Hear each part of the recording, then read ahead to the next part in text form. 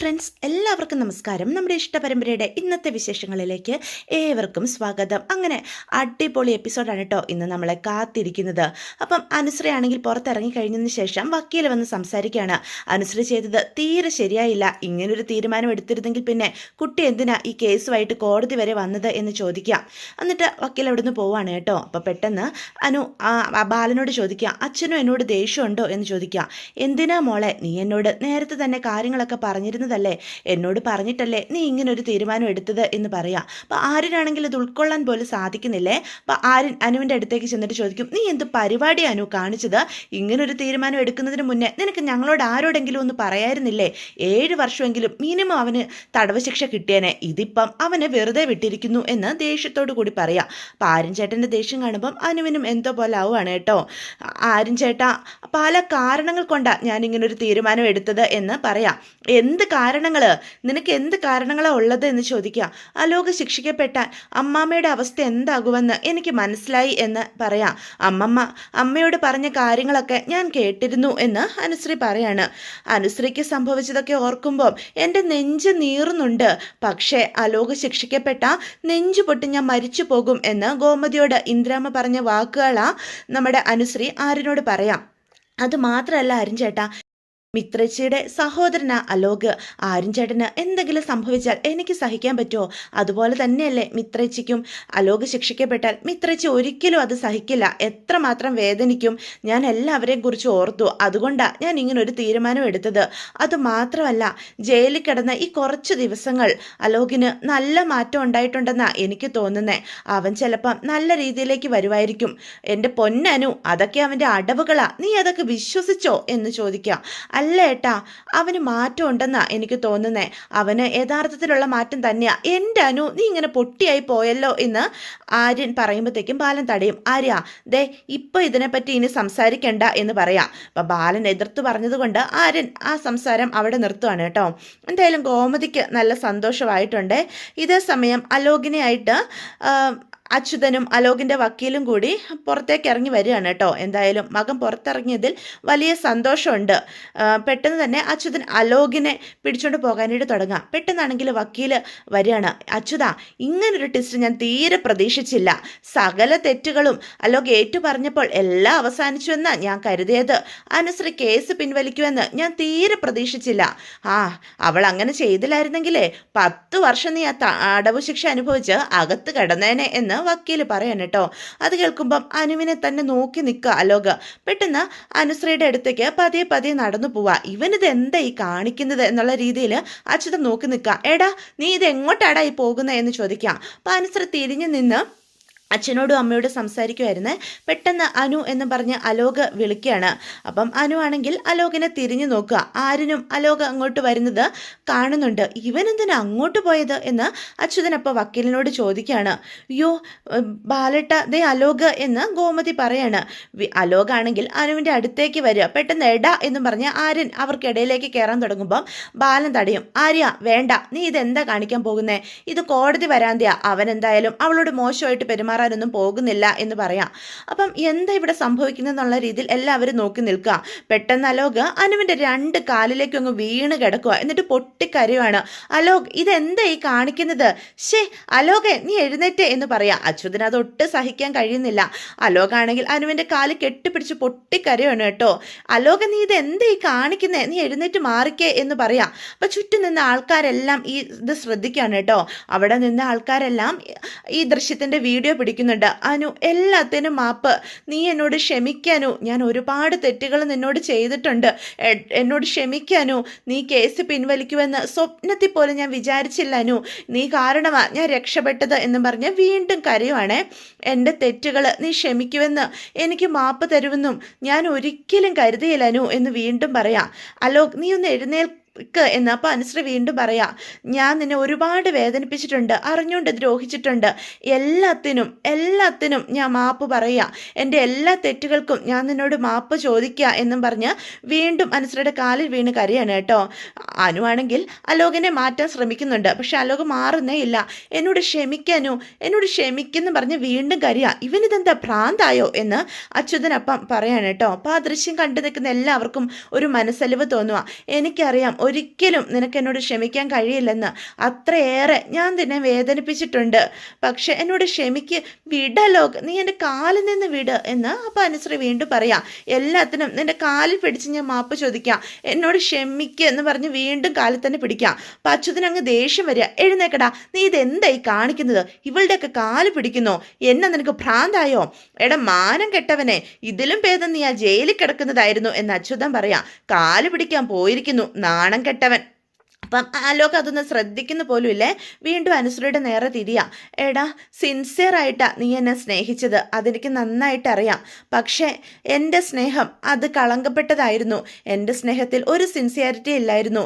കുട്ടിക്കാലം മുതൽ ഞാൻ കേട്ട് വളർന്ന പകയായിരുന്നു എൻ്റെ സ്നേഹത്തിൻ്റെ പിന്നിലുണ്ടായിരുന്നത് എന്ന് അനുശ്രീയുടെ തുറന്ന് തന്നെ ആലോക് സമ്മതിക്കുകയാണ് കേട്ടോ. നിന്നെയും കുടുംബത്തെയും ദ്രോഹിക്കണമെന്നും നിങ്ങളുടെ നാശം കാണണമെന്നും മാത്രമേ ഞാൻ എപ്പോഴും ചിന്തിച്ചിട്ടുള്ളൂ. എപ്പോഴും എൻ്റെ മനസ്സിൽ അങ്ങനെ ഒരു ആഗ്രഹം മാത്രമേ ഉണ്ടായിരുന്നുള്ളൂ. അത് തെറ്റാണെന്ന് എനിക്ക് ഒരിക്കൽ പോലും തോന്നിയിട്ട് പോലും ഇല്ലായിരുന്നു. ഞാൻ ജയിലിൽ കിടന്ന കുറച്ച് ദിവസങ്ങൾ, ആ ദിവസങ്ങളിൽ കഴിഞ്ഞു പോയ കാര്യങ്ങൾ ഓരോന്ന് ഞാൻ ചിന്തിച്ചു. എൻ്റെ തെറ്റുകൾ എനിക്ക് ബോധ്യപ്പെട്ട അനുശ്രീ എന്ന് അലോക് പറയാം. അപ്പോഴാ നിന്നോട് ഞാൻ എന്തുമാത്രം ദ്രോഹങ്ങളാണ് ചെയ്തു കൂട്ടിയത് എന്ന് ബോധ്യപ്പെട്ടത്. നിന്റെ വിശ്വാസം മുതലെടുത്ത് ഞാൻ ഒരുപാട് തെറ്റുകൾ ചെയ്തു. ഞാൻ നിന്നോട് എന്തെല്ലാം ചെയ്തു?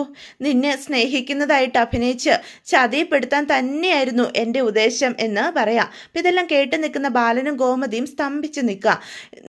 എന്നോട് മാപ്പ് പറഞ്ഞ് എല്ലാം അവസാനിച്ച് പോകാനായിട്ട് നീ എൻ്റെ അടുത്തേക്ക് വരുമ്പോൾ എനിക്കറിയായിരുന്നു ഞാൻ നിന്നെ വെറുതെ തിരികെ മടക്കി അയക്കില്ലായിരുന്നു എന്ന്. നിന്നെ കിഡ്നാപ്പ് ചെയ്യാൻ തന്നെയായിരുന്നു എൻ്റെ ഉദ്ദേശം. ആ രാത്രിയിൽ നിന്റെ ജീവിതം നശിപ്പിച്ചതിലെ സന്തോഷത്തിലായിരുന്നു ഞാൻ. ഒന്നും അറിയാതെ മാപ്പ് പറയാനായിട്ട് നീ എൻ്റെ അടുത്തേക്ക് വന്നു. ഞാൻ നിന്നെ തട്ടിക്കൊണ്ടു പോകുമെന്നും നിന്റെ കല്യാണം മുടക്കാൻ വേണ്ടി മാത്രമാണ് ആ രാത്രി നിന്നെ പൂട്ടിയിട്ടതെന്നും പിറ്റേന്ന് എല്ലാവരുടെ മുന്നിൽ നിന്നെ കൊണ്ടു നിർത്തിയിട്ട് നീ എന്നെ തേടി വന്നതാ എന്ന് ഞാൻ വിളിച്ചു പറയുമെന്നൊന്നും ഒരിക്കലും നീ കരുതി കാണില്ല. എന്നെ പിരിയാൻ നിനക്ക് സാധിക്കുന്നില്ല. കഴിഞ്ഞ രാത്രിയിൽ നമ്മൾ ഒരുമിച്ചുണ്ടായിരുന്നു എന്നുള്ള കാര്യങ്ങളൊക്കെ വിളിച്ചു പറയുമ്പോൾ നീ ഒരുപാട് തകർന്നു പോകുമെന്ന് ഞാൻ കരുതി. അങ്ങനെ കല്യാണം മുടങ്ങി നിന്റെ കുടുംബം തല താഴ്ത്തി നിൽക്കുന്നത് കാണാനായിട്ടാണ് ഞാൻ ആഗ്രഹിച്ചത്. ഒരു തെറ്റും ചെയ്യാത്ത നീ ഈ സമൂഹത്തിൻ്റെ മുന്നിൽ മോശക്കാരിയായ ഒരു പെൺകുട്ടിയായി മാറുമെന്നും ഒക്കെയായിരുന്നു. ആ അപമാനമൊക്കെ നിന്നെ നിന്റെ കുടുംബത്തെ മുഴുവനും നശിക്കുമെന്നും ചിന്തിച്ച ഒരു ക്രൂരനാ ഞാൻ അനു എന്നും പറഞ്ഞ് വീണ്ടും പൊട്ടി പൊട്ടി കരയാണ് കേട്ടോ. ഇവനിത് എന്തൊക്കെയായി വിളിച്ചു കൂവുന്നത് എന്ന് അപ്പോൾ അലോകിൻ്റെ വക്കീൽ അച്യുതനോട് ചോദിക്കാം. എൻ്റെ പൊന്നച്യുത, വേഗം ഇവനെ വിളിച്ചോണ്ട് പോയിക്കോ, അല്ലെങ്കിൽ ഇവൻ വിളിച്ചു പറയുന്ന ഈ കുറ്റസമ്മതത്തിനെ ഇവനെ കോടതി തന്നെ ഇപ്പം ശിക്ഷിക്കും. വേണമെങ്കിൽ പോലീസുകാരെടുത്ത് ലോക്കപ്പിൽ വിടും. അത്രയ്ക്ക് വലിയ തെറ്റല്ലേ ഒരു പെൺകുട്ടിയോട് ഇവൻ ചെയ്തു കൂട്ടിയിരിക്കുന്നത്? ഇവൻ ഇത്രയൊക്കെ ചെയ്തിരുന്നോ എന്ന് വക്കീൽ അച്യുതനോട് ചോദിക്കാൻ കേട്ടോ. അപ്പം അച്യുതനാണെങ്കിൽ എന്ത് ചെയ്യണമെന്നറിയാതെ നിൽക്കുക. അലോകാണെങ്കിൽ അനുവിൻ്റെ അടുത്ത് തന്നെ നിന്ന് കരഞ്ഞുകൊണ്ട് ഓരോ കുറ്റങ്ങളായിട്ട് ഏറ്റു പറഞ്ഞുകൊണ്ട് നിൽക്കുകയാണ് കേട്ടോ. പെട്ടെന്ന് അച്യുതൻ വന്ന് അലോകിൻ്റെ കയ്യിൽ പിടിക്കുക. വാട ഇങ്ങോട്ട് എന്നും പറഞ്ഞ് പിടിച്ച് വലിക്കുക. അച്ഛാ, ഞാൻ വരാം, എനിക്ക് പറയാനുള്ളതൊക്കെ ഒന്ന് ഞാൻ പറഞ്ഞു തീർത്തോട്ടെ. എന്ത് പറയാനാടാ? എടാ മണ്ട, നീ പറയുന്നതൊക്കെ നാട്ടുകാർ മൊബൈലിൽ പിടിക്കുന്നുണ്ട്. ഞാൻ ചെയ്തതൊക്കെ എല്ലാവരും അറിയട്ടെ എന്ന് അലോക് പറയും. ഇവനിത് എന്തൊക്കെയാണ് ചെയ്തു കൂട്ടുന്നേ? അനു, എൻ്റെ അച്ഛൻ്റെയും വല്യച്ഛൻ്റെയും കയ്യിൽ ധാരാളം പണമുണ്ട് എന്ന് പറയാം. രാഷ്ട്രീയ സ്വാധീനമുണ്ട്, ഒരുപാട് ബന്ധങ്ങളുണ്ട്. ഞാൻ എന്ത് തെറ്റ് ചെയ്താലും അവരെന്നെ രക്ഷിക്കുമെന്ന് ഒരു അഹങ്കാരം എനിക്കുണ്ടായിരുന്നു. അത് ഇപ്പം തീർന്നു കിട്ടി എന്ന് അലോക് പറയാണ് കേട്ടോ. പക്ഷേ എൻ്റെ എല്ലാ ധാരണകളും തെറ്റായിരുന്നുവെന്ന് ജയിലിൽ വെച്ച് എനിക്ക് മനസ്സിലായി. ഞാനൊരു വലിയ പരാജയമായിരുന്നു. ജയിലിലെ ഇരുട്ടുമുറിയിൽ കഴിയുമ്പോൾ ഞാൻ ഒരു കാര്യം ഉറപ്പിച്ചു. നീ ഇനി എൻ്റെ ജീവിതം തീർന്നു, അങ്ങനെ തന്നെയാണ് ഞാൻ വിചാരിച്ചു വെച്ചിരുന്നത്. പക്ഷേ നീ എനിക്കൊരു ജീവിതം തന്നു. 8-10 വർഷം ഈ ജയിലിൽ ഞാൻ ഒടുങ്ങാൻ പോകുവാണെന്നാണ് ഞാൻ കരുതിയത് എന്ന് പറഞ്ഞ് അലോക് വീണ്ടും അനുവിൻ്റെ മുന്നിൽ നിന്ന് കരയുക. എൻ്റെ അച്ഛനോ വല്യച്ഛനോ കൃഷ്ണമംഗലത്തുകാരുടെ സമ്പത്തിനോ ഒന്നും എന്നെ രക്ഷിക്കാൻ കഴിയില്ല എന്ന് എനിക്ക് ബോധ്യപ്പെട്ടതാ. എൻ്റെ ജീവിതം ഇരുട്ടിലായെന്ന് ഞാൻ ഉറപ്പിച്ചതാ. ഞാനത് ഉൾക്കൊണ്ടു. ആ ഇരുട്ടിൽ നിന്ന് എന്നെ രക്ഷിച്ചത് വെളിച്ചമാണ് നീ അനു, എൻ്റെ ജീവിതത്തിൻ്റെ വെളിച്ചം. എനിക്ക് ജീവിക്കാനുള്ള ഒരു പ്രകാശമാണ് നീ തന്നിരിക്കുന്നത്. ഒരിക്കലും മറക്കില്ല. നിൻ്റെ മുന്നിൽ വന്ന് കെഞ്ചാനല്ലാതെ എനിക്ക് സാധിക്കില്ല. എനിക്ക് മാപ്പ് തരണമെന്ന് എന്താ നിന്നോട് പറയേണ്ടതെന്ന് പോലും എനിക്കറിയില്ല. എന്നോട് ക്ഷമിക്കാനു എന്ന് പറഞ്ഞ് വീണ്ടും കൈകൂപ്പി അനുവിൻ്റെ മുന്നിൽ നിന്ന് പൊട്ടിക്കരയുവാണ് കേട്ടോ. അലോകിൻ്റെ ഇങ്ങനൊരു ഭാവം കാണാത്ത ആരും പോലും ഞെട്ടി നിൽക്കാം. എല്ലാ തെറ്റുകൾക്കും ഞാൻ നിന്നോട് മാപ്പ് ചോദിക്കുക, എന്നോട് ക്ഷമിക്കുക, എനിക്ക് ഇത് മാത്രമേ നിന്നോട് മുന്നിൽ ചെയ്യാനുള്ളൂ എന്ന് പറയാം. എടാ നാണം കെട്ടവനെ, നീ എന്താടാ ചെയ്യുന്നേ? ഒരു പെണ്ണിൻ്റെ മുന്നിൽ കൈകൂപ്പി കെഞ്ചുന്നു. എടാ മരവാഴ, ഇതൊക്കെ നാട്ടുകാർ കാണുന്നു എന്നുള്ള ഓർമ്മ വേണം നിനക്ക്. ദേ ഇതിനേക്കാൾ ഭേദം നീ അകത്ത് കിടക്കുന്നതായിരുന്നു എന്ന് പറഞ്ഞ് വീണ്ടും അച്യുതൻ വലിച്ചഴിച്ചുകൊണ്ട് പോവാ. അച്ഛ ഞാൻ പറഞ്ഞു കഴിഞ്ഞില്ല. അപ്പം അലോകിനെ പറയാൻ സമ്മതിക്കാതെ അച്യുതൻ വണ്ടിയിലേക്ക് വലിച്ചുകൊണ്ട് ഇടുവാണ് കേട്ടോ. അച്യുതൻ്റെ ഇങ്ങനെ ഒരു പ്രകടനം കണ്ട എല്ലാവരും സ്തംഭിച്ച് തന്നെ നിൽക്കുകയാണ്. കാരണം നേരത്തെ അലോകിനെ അറിയാവുന്ന ആരും അലോകിൻ്റെ ഭാഗത്ത് നിന്ന് ഇങ്ങനൊരു പ്രതികരണം ഒട്ടും തന്നെ പ്രതീക്ഷിച്ചിരുന്നില്ലേ. അനുശ്രീയുടെ മനസ്സും ഒരുപാട് വേദനയോട് കൂടിയാണ് ആ ഒരു രംഗം കാണുന്നത്. ഇതേ സമയം അലോകിനെയായിട്ട് അച്യുതൻ കൃഷ്ണമംഗലത്തേക്ക് പോവാം. കൃഷ്ണമംഗലത്ത് വന്നതിൻ്റെ യാതൊരുവിധ സന്തോഷങ്ങളൊന്നും അലോകിനില്ല. അച്യുതൻ ദേഷ്യത്തോടു കൂടി ഗേറ്റ് ചവിട്ടി തുറന്നാണ് വീട്ടിലേക്ക് കയറി പോകുന്നത്. അപ്പം അലോകിനെ കാണുന്ന രാജശ്രീ ഓടി അവൻ്റെ അടുത്തേക്ക് ചെല്ലുക. മോനെ അലോകെ നീ വന്നോടാ എന്ന് പറഞ്ഞ് നെറ്റിയിൽ ഒരു ഉമ്മയൊക്കെ കൊടുക്കാണ്. എൻ്റെ കുഞ്ഞ് തിരിച്ചു വന്നല്ലോ, അനുകൂല വിധി വാങ്ങി എൻ്റെ മോൻ തിരിച്ചെത്തണമെന്ന് പ്രാർത്ഥിച്ചിരിക്കുമായിരുന്നു ഞാൻ. എൻ്റെ പ്രാർത്ഥന ഈശ്വരൻ കേട്ടു എന്ന് പറയാണ് കേട്ടോ രാജശ്രീ. ഞാൻ ഒരുപാട് പ്രാർത്ഥിച്ചതാ, വാ മോനെ എന്ന് പറഞ്ഞ് വിളിച്ചുകൊണ്ട് പോവാ. അപ്പം അനന്തൻ അങ്ങോട്ട് ഇറങ്ങി വരികയാണ്. അനന്തനും അലോകിനെ കെട്ടിപ്പിടിക്കുക. നീ തിരിച്ചു വന്നല്ലോ, സന്തോഷമായി എന്ന് പറയണേ. അടുത്തത് ഇന്ദ്രാമയുടെ വകയാണ് കേട്ടോ. ഇന്ദ്രാമയും അലോകിനെ ചേർത്ത് നിർത്തുകയാണ്. അപ്പം അലോകിൻ്റെ ആകെ നനഞ്ഞ പോലുള്ള ഭാവം കാണുന്ന എല്ലാവർക്കും സങ്കടം വരുന്നുണ്ട്. അവൻ തിരിച്ചു വരുന്നതിൽ ധർമ്മനും നല്ല സന്തോഷമുണ്ട്. അച്ചുവേട്ടൻ എന്താ ഒരു ദേഷ്യം പോലെ, എന്തോ ഉണ്ടല്ലോ എന്ന് രാജശ്രീ വീണ്ടും ചോദിക്കാം. അപ്പം പെട്ടെന്ന് അനന്തം പറയും, ഇനി ഒരു നല്ല മനുഷ്യനായി നീ ജീവിക്കണം, ഇനിയും തെറ്റുകളിലേക്ക് നീ പോകരുത് എന്ന് പറയാം. ധർമ്മനും വന്നിട്ട് പറയും, അലോകെ വാ നമുക്ക് അകത്തു പോകാം, വന്ന് വല്ലതും കഴിക്കാൻ നോക്ക് എന്ന് പറയാണ് കേട്ടോ. അപ്പം അലോക വീട്ടിലേക്ക് കയറി പോവാണേ. രാജശ്രീ എല്ലാവരുടെയും കേക്ക് പറയാണ്, ആ അനുശ്രീ അവൾ കോടതിയിൽ നിന്ന് വിയർത്ത് കാണുമല്ലേ എന്ന് ചോദിക്കാം. അപ്പം അച്യുതൻ പറയും, കോടതിയിൽ വിയർത്തതേ അവളല്ല, ഞാനാ. വക്കീലിൻ്റെ മിടുക്കൊണ്ടല്ല, ആ അനുശ്രീയുടെ ഔദാര്യം കൊണ്ടാ ഇവന് ജാമ്യം കിട്ടിയത് എന്ന് അച്യുതൻ പറയണേ. അത് കേൾക്കുന്ന എല്ലാവരും ഞെട്ടി നിൽക്കുക. നാണം കെട്ടുപോയി, ഇതിലും ഭേദം അവൻ അകത്ത് കിടക്കുന്നതായിരുന്നു എന്ന് അച്യുതൻ ദേഷ്യത്തോടു കൂടി പറയാം. അച്ചുവേട്ടൻ എന്തൊക്കെയായി പറയുന്നത് എന്ന് ചോദിക്കാം. അലോകിനെതിരെ കേസില്ലെന്നും കേസ് പിൻവലിക്കുകയാണെന്നും അവൾ കോടതിയിൽ പറഞ്ഞു. അലോകിന് തിരുത്താനുള്ളൊരു അവസരം കൊടുക്കുക, അവൻ നന്നാവട്ടെ എന്നൊക്കെ പറഞ്ഞ് കോടതിയിൽ അപേക്ഷിച്ചു. ജഡ്ജി അത് അംഗീകരിക്കുകയും ചെയ്തു. അതുകൊണ്ടാണ് ഇവന് ജാമ്യം കിട്ടിയത്, അല്ലെങ്കിൽ ഇവൻ ഇന്ന് ശിക്ഷ കിട്ടിയേനെ.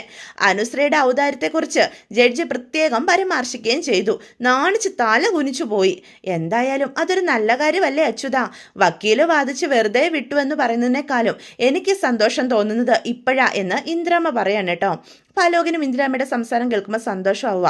അതെ, അങ്ങനെ ഒരു നീക്കം അനുശ്രീയുടെ ഭാഗത്തു നിന്നുണ്ടായില്ലെങ്കിൽ ചിലപ്പം എത്ര വലിയ വക്കീൽ വാദിച്ചാലും ബുദ്ധിമുട്ടി പോയേനെ. കഴിഞ്ഞ തവണ ആ വക്കീലിൻ്റെ വാദം കേട്ടതല്ലേ, ഇച്ചിരി ബുദ്ധിമുട്ടിയാലും വേണ്ടില്ലായിരുന്നു, ഇത്രയും അപമാനം സഹിക്കേണ്ടി വരില്ലായിരുന്നല്ലോ എന്ന് അച്യുതൻ പറയാം. അത്രയ്ക്ക് വാശി അങ്ങ് കാണിക്കാതെ ഏട്ടാ, അലോക് പുറത്തു വന്നില്ലേ, അതിൽ സന്തോഷിക്കുക എന്ന് ധർമ്മം പറയാം. അതിൽ സന്തോഷിക്കേണ്ട ദിവസം തന്നെയാ ഇന്ന്. അലോക് ജയിലിൽ നിന്ന് തിരിച്ചു വരുമെന്ന് ഉറച്ചു വിശ്വസിച്ചിരുന്നു ഞാൻ. അത് സംഭവിച്ചു. മടക്കി വന്നു കഴിഞ്ഞാൽ ഒരു വലിയ ആഘോഷം തന്നെ ഞാൻ എൻ്റെ മനസ്സിൽ കണ്ടിരുന്നു. പക്ഷെ ഒക്കെ തീർന്നു. ഇങ്ങനെ ജാമ്യം എന്തിനാ എന്ന് ചോദിക്കാം. ഇത്ര ദേഷ്യം കാണിക്കുന്ന കാര്യം എന്താ അച്യുത എന്ന് നന്ദിത ചോദിക്കാം. ഇവൻ അനുശ്രീയുടെ കാല് തൊട്ട് തൊഴുതു, അതെനിക്ക് സഹിക്കാൻ പറ്റുമോ എന്ന് ചോദിക്കാം. അപ്പം രാജശ്രീയും വിശ്വസിക്കാൻ കഴിയാതെ ഞെട്ടി നിൽക്കാം. അനുശ്രീയുടെ കാല് തൊട്ട് തൊഴുകയോ? ഏട്ടന് ദേഷ്യം വന്നെന്ന് വെച്ച് ഇങ്ങനെ ഒരു കഥ അവൻ്റെ തലയിൽ കെട്ടിവെക്കേണ്ട എന്ന് ധർമ്മം പറയാം. കഥയാണോ കാര്യമാണോ എന്ന് അവനോട് തന്നെ ചോദിച്ചു നോക്ക് എന്ന് പറയാം. പെട്ടെന്ന് രാജശ്രീയും ദേഷ്യത്തോടു കൂടി അലോകിൻ്റെ അടുത്തേക്ക് ചെല്ലുകയാണ്. എടാ മാനം കെട്ടവനെ, അച്ചുവേട്ടൻ പറയുന്നതൊക്കെ സത്യമാണോടാ? നീ അങ്ങനെ ഒരു പ്രവൃത്തി ചെയ്തോടാ എന്ന് ചോദിക്കാം. അവൻ തലകുനിച്ച് നിൽക്കുന്നത് കണ്ടാൽ തന്നെ അറിയില്ലേ ഞാൻ പറഞ്ഞത് മുഴുവനും സത്യമാണെന്ന്. ജയിലിൽ നിന്ന് അവനെ കൊണ്ട് വന്ന് നാളെ എല്ലാവരും കൂടി ഒരു യാത്ര പോകണമെന്ന് ഞാൻ കരുതിയതാ. അവനെ ഒന്ന് സന്തോഷിപ്പിക്കണം. അങ്ങനെയൊക്കെ 100 കൂട്ടം പ്ലാനുകൾ ഞാൻ തയ്യാറാക്കിയിരുന്നതാണ്. അപ്പോഴും അവൻ്റെ ഒരു കാലുപിടുത്തം നാട്ടുകാർ മുഴുവനും കണ്ടു. എല്ലാവരുടെയും കാങ്കയാ അവൻ കാലു പിടിച്ച തെറ്റുകൾ ഏറ്റുവാങ്ങിയത്. ഇവന് അനുസരിയുടെ അടുത്തേക്ക് പോകുന്നത് കണ്ടപ്പം തല്ലാനോ മറ്റോ പോകുന്നതെന്നാണ് ഞാൻ കരുതിയത്. പക്ഷെ നോക്കിയപ്പം കാല് തൊട്ട് തൊഴുന്നു. ഒരു നാണം കെട്ടവൻ. എന്തോ ആണോ അവൻ്റെ കാല് പിടിച്ച് കരയുവാ ഇവൻ. എന്തൊക്കെ ഇവൻ ചെയ്തു കൂട്ടിയതെന്നറിയാവോ? അപ്പം ആ രാജശ്രീക്കും അത് സഹിക്കാൻ കഴിയുന്നില്ല. എന്താടാ നിനക്ക് പറ്റിയത്? അവളുടെ കാല് വീണോ? മോന് നിനക്ക് എന്താ സംഭവിച്ചത്? തുറന്നു പറയടാ അമ്മയോട് എന്ന് അലോകിനോട് രാജശ്രീ ചോദിക്കുക. എൻ്റെ മോൻ ഒരിക്കലും ഇങ്ങനൊരു പ്രവൃത്തി ചെയ്യില്ല. ഷോ അച്ചുവേട്ട, ഇവനെ രീതികൾ തന്നെ ആകെ മാറിയിരിക്കുന്നു. എനിക്ക് പേടിയാകുന്നു. എൻ്റെ മോനെ എനിക്ക് നഷ്ടപ്പെട്ടു പോവോ? എനിക്ക് ഭയം തോന്നുന്നു. പെട്ടെന്ന് അനന്തം പറയും, എൻ്റെ പൊന്നച്ചുത രാജശ്രീ, ആദ്യം അവൻ ഇച്ചിരി സമാധാനം കൊടുക്കുക. അപ്പോഴത്തെ ഒരു സന്തോഷത്തിലോ വിഷമത്തിലോ അവൻ ചിലപ്പം കാല് പിടിച്ചതായിരിക്കും. അതിനവനെ ഭ്രാന്തനാക്കാൻ നിൽക്കരുത്. ചിലപ്പം അതവൻ്റെ കുറ്റബോധം കൊണ്ടായിരിക്കും, അല്ലെങ്കിൽ ചെയ്ത തെറ്റിന് മാപ്പ് ചോദിച്ചതും ആകാം. അതിനെ നിങ്ങൾ എന്തിനാ ഇങ്ങനെയൊക്കെ പറയുന്നത്? അതൊരു നല്ല കാര്യമായിട്ട് നമുക്ക് അംഗീകരിക്കാം. ഏട്ടൻ അംഗീകരിച്ചോ? കൃഷ്ണമംഗലത്തുകാരും ഇതുവരെ ശത്രുക്കളുടെ കാല് പിടിച്ചിട്ടില്ല. അതിലും നല്ലത് മരണമാണെന്ന് വിചാരിക്കുന്ന ആളാ ഈ അച്യുതൻ. അപ്പം ധർമ്മൻ പറയും, ഏട്ടൻ്റെ ദുരഭിമാനം വിട്. അലോക് തിരിച്ചു വന്നില്ലേ, ഇതല്ലേ നമുക്ക് ഏറ്റവും വലിയ സന്തോഷം. അലോകെ, നീ നിന്റെ റൂമിലേക്ക് ചെല്ല്, പോയി വിശ്രമിക്കുക. കുറേ ദിവസങ്ങൾക്ക് ശേഷം വന്നിട്ട് ഇങ്ങനെയാണോ അവനോട് പെരുമാറുന്നത് എന്ന് ധർമ്മൻ ചോദിക്കുക. ഇവനോട് അത്രയും സ്നേഹം ഉള്ളതുകൊണ്ടാണ് ഞാൻ സങ്കടപ്പെട്ടു പോകുന്നേ എന്ന് അച്യുതനപ്പം സങ്കടപ്പെട്ടുകൊണ്ട് പറയാണ് കേട്ടോ. നീ എന്തൊക്കെയാടാ ഈ ചെയ്തു കൂട്ടുന്നത് എന്ന് ചോദിക്കുക. എന്നിട്ട് അച്യുതനാണെങ്കിൽ അലോകിന്റെ തോളി പിടിക്കുക. പോട്ടട എന്ന് പറയാ. പെട്ടെന്ന് അച്യുതനെ കെട്ടിപ്പിടിച്ച് അലോക് പൊട്ടിക്കരയാണ് കേട്ടോ. അപ്പൊ അലോകിന്റെ ഇങ്ങനൊരു ഭാവം കാണുമ്പം എല്ലാവർക്കും ആശ്ചര്യം തോന്നുക. ഇങ്ങനെയൊന്നും ആയിരുന്നില്ല അലോക്. എന്തായാലും കഴിഞ്ഞത് കഴിഞ്ഞു. ഒരു കാർമേഘം ഒഴിഞ്ഞു പോയല്ലോ. അലോക് നല്ലൊരു ജീവിതത്തിലേക്ക് കടക്കാൻ പോകുന്നെന്നാ എനിക്ക് തോന്നുന്നത് എന്ന് ഇന്ദിരാമ്മ പറയാം.